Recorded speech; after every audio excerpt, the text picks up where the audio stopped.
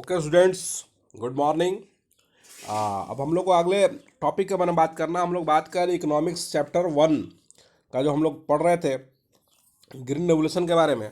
उसके आगे का जो है आपको मुझे देखना है। देखिए, बताया हमने किस प्रकार से आपका मॉडर्न टेक्निक के यूज करके हम फार्मिंग को बढ़ाते हैं, किस प्रकार से आपका हाई इल्ड सीड्स का यूज करते हैं, HYB सीड्स का यूज करते हैं, हाई यील्डिंग सीड्स का। उसके लिए आपका ज़्यादा इरिगेशन की आवश्यकता पड़ती है, पेस्टिसाइड की आवश्यकता पड़ती है, फर्टिलाइजर्स की आवश्यकता पड़ती है।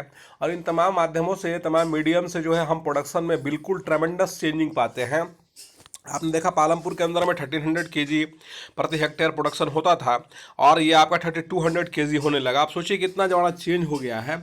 तो ये लैंड फिक्स्ड है, इसको लेकर के हम लोग कुछ नहीं कर सकते हैं। तो हम इन तमाम टेक्निक के माध्यम से अपने प्रोडक्शन को बढ़ा सकते हैं। इसमें कुछ डिस्कशन दिया हुआ है कि what is the difference between multiple cropping and modern farming method. इसके अंदर डिफरेंस बताना है आपको। मल्टीपल क्रॉपिंग मतलब सेम पीस ऑफ लैंड में एक ही साल के अंदर हम आपका 2 या 3 फसल निकालते हैं, जो उसको मल्टी क्रॉपिंग कहते हैं। जो 3-4 फसल लगा लेते हैं। आपने देखा किस प्रकार से लगाया गया था। और मॉडर्न फार्मिंग मेथड से मतलब ये आपका तो एक सिस्टम हुआ जिसके माध्यम से हम लोग तमाम बढ़िया चीज़ों का यूज करते हैं, ताकि नए तकनीकों का यूज करते हैं। चाहे HYB सीड्स हो, इरिगेशन फैसिलिटी तो है ही है, आपका पेस्टिसाइड, फर्टिलाइजर्स, इंसेक्टिसाइड, तमाम चीज़ों का यूज करके हम लोग ये करते हैं। तो ये दोनों डिफर चीज़ है। फिर आप देख रहे हैं कि ये कुछ टेबल्स दिया है कि the following table shows that production of wheat and pulses in India after green revolution in units of million turns. Plot this one graph was the green revolution equally succeed both crops. ये दोनों crops के लिए equally काम नहीं किया ये, ठीक है, दाल और ये गेहूं के लिए, ठीक है। आप देख रहे हैं इस तरह से, इसमें देखिएगा आप। फिर what is the working capital required by the farmer using modern farming methods. अब वर्किंग कैपिटल में क्या होता है, मैंने बताया था आपको। वर्किंग कैपिटल में जो आप सीड्स यूज करते हो, आप उसके बाद जो फर्टिलाइजर्स यूज करते हो, उसके बाद जो आप इंसेक्टिसाइड पेस्टिसाइड यूज करते हो, या जो आप लेबर को हायर करते हो, उसको जो पैसा देते हो उसके मजदूरी के लिए, वो सब तमाम ये वर्किंग कैपिटल में आ जाएगा, कार्यशील पूंजी आ जाएगा। तो ये सब चीज़ें हैं। फिर देखिए सजेस्टेड एक्टिविटी भी दिखा रहा है। During your field visit talk to some farmers of your region, find out. अपने क्षेत्र के किसानों से जाइए, बात करिए। हालांकि आप लोग तो किसान के ही लड़के हैं मैक्सिमम लोग, तो आप लोग जानते भी हैं इन चीज़ों को और आप पता भी कर सकते हो। What kind of farming methods modern और ट्रेडिशनल और mix do the farmer use, right note. इस पर नोट लिखना है कि आपका जो किस प्रकार का मतलब आधुनिक या जो परंपरागत ट्रेडिशन या मिश्रित खेती है, मिक्सचर, इन विधियों से किसान किसका प्रयोग करते हैं, एक टिप्पणी लिखी। अब देखिए किस किस प्रकार का लोग यूज करते हैं। अभी तो हर जगह आप मॉडर्न फार्मिंग ही देख पाते हो। तमाम फैसिलिटीज़, तमाम व्यवस्थाएं आप सरकार धीरे धीरे कर रही हैं। हाँ, फिर भी बहुत जगह ऐसे पार्ट हैं जहाँ पे हो नहीं पाया, क्योंकि आप देख रहे हो कि 40% एरिया पर ही आपका इरीगेशन उपलब्ध हो पाता है। तो किस प्रकार का टेक्निक कहाँ किस तरह यूज होता है, इस पर भी आप एक नोट लिख सकते हो। आगे है कि water the source of irrigation.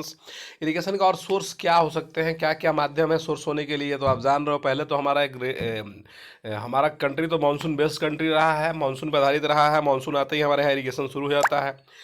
मगर जो नए इक्विपमेंट्स के रूप में आगे आया है, उसमें आप देख रहे हो ट्यूबवेल्स वगैरह है। साथ ही साथ जो हमारे सोर्स है, जो नेचुरल सोर्स है, पॉन्ड्स वगैरह हो गए, रिवर्स वगैरह हो गए, उसके थ्रू। उसके बाद वो रिवर से कैनाल निकाल के हम लोग करते हैं। फिर यूट्यूब और मैं ट्यूबवेल्स, बोरिंग, के तमाम आधार पे इरिगेशन होता है।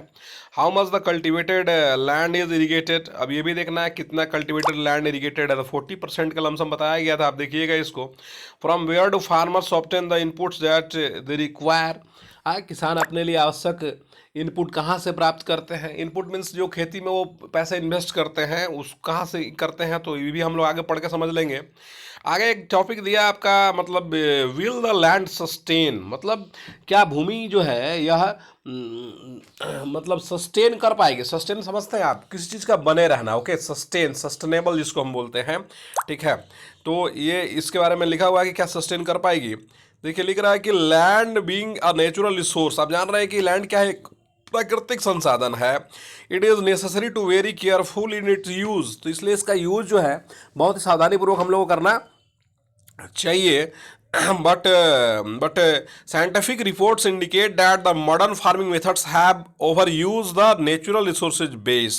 मगर बात ये आई है कि जो अभी वैज्ञानिक रिपोर्ट जो कुछ सामने आए हैं उसके आधार पर हम लोग देख रहे हैं कि जो मॉडर्न तकनीक से जो हम लोग एग्रीकल्चर काम कर रहे हैं, कल्टीवेशन कर रहे हैं, तो इन विधियों से, इन मेथड से जो प्राकृतिक संसाधन हमारे हैं या जो नेचुरल रिसोर्स है उसका उपयोग अधिक बढ़ गया है, उसका ज़्यादा उपयोग बढ़ गया है। देखिए, in case in many areas green revolution is associated with the loss of soil fertility due to increase use of chemical fertilisers. अब देखिए, आपका आप जान रहे हो कि जो ग्रीन रेवोल्यूशन है उस ग्रीन रेवोल्यूशन के अंदर में आपका ज़्यादा से ज़्यादा फर्टिलाइजर्स का यूज होना पड़ता है, ज़्यादा यूज करते हैं हम लोग फर्टिलाइजर्स का।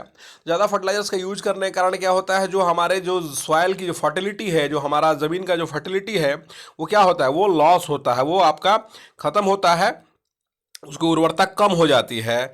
उसका देखिए लिख रहा है also continuous use of ground water for tubewell irrigation has reduce the water table below the ground environmental resource like soil fertility and ground water are built over many years. आप सब जान रहे हो कि ये सब आपका रिन्यूएबल है, बट मेनी ईयर्स में ये बनता है। आप देख रहे हैं कि किस प्रकार से फर्टिलाइजर्स के यूज करने से हमारा सॉइल खराब हो रहा है, किस प्रकार से ज़्यादा इरीगेशन फैसिलिटी डेवलप करके हम लोग ट्यूबवेल से वगैरह तमाम चीज़ों, बोरिंग से पानी निकाल रहे हैं, उसके कारण भी जो हमारा वाटर टेबल है, जो जल स्तर है, जो भूमिगत जल है, उसकी भी मात्रा में कमी हो रहा है, उसका भी वाटर लेवल कम हो रहा है। तो कहीं ना कहीं हम नेचुरल रिसोर्स का नुकसान करता हुआ देख रहे हैं यहाँ पे। आपका देखिए, so environmental resource like soil fertility and ground water are built up over many years. अब जान रहे हैं, मैंने बोल दिया इसे, once destroyed is very difficult to restore them. एक बार समाप्त होने के बाद मुश्किल है दोबारा इसको हम लोग बना पाए, रिस्टोर कर पाए। We must take care to environment to ensure future development for agriculture.